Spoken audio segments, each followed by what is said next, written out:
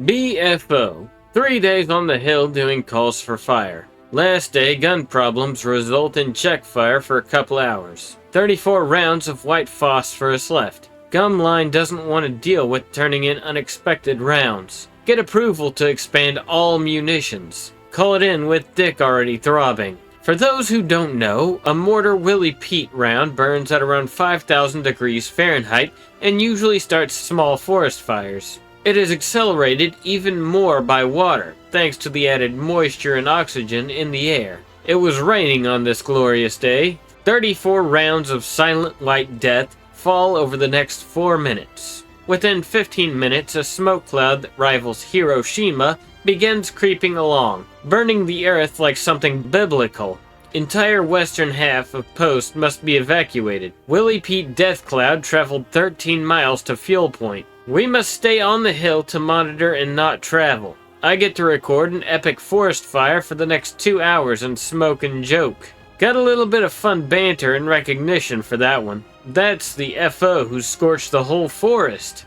Basic training, obstacle course in full gear. Last part is to jump into a ditch and throw a rock onto the target circle, like a grenade. Guy of Indian descent arrives at the rock throwing obstacle. Doesn't know what to do and just stares at drill instructor. Drill instructor shouts, "Throw, man O'Haron! Fucking throw!" He looks around, grabs his rifle and throws it 5 meters out of the ditch. Looks back at drill instructor after. Drill instructor staring blankly, then laughing his ass off, then yelling at him for being a retard. Waiting in a G class in an old camp.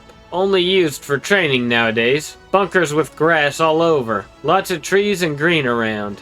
Watch some other unit running around firing blanks. Very hot and dry day for this country, around 38 Celsius. Some genius decides to not throw 1, but 3 smoke grenades into a bush. Instant fire spreading quickly to nearby bushes. 5 people run in, try to stomp it out. One guy runs in, asks for our car's fire extinguisher.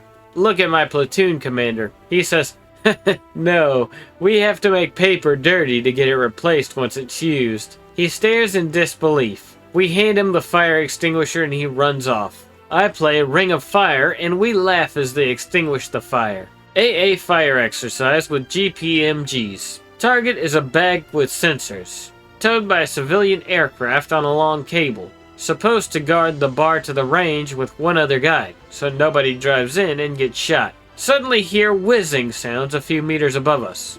Duck in ditch, ask on radio what the fuck's going on. Turns out the plane had a lot of wind, so it drifted off to the side, and the towing cable and airbag did too. Shooters ignored the range limit signals and shot in our direction. We had dirt walls between the shooters and ourselves, but the whizzing sounds send us into the ditch by default. My great-grandfather was in France and later Poland and finally Russia during World War II. His stories are downright insane.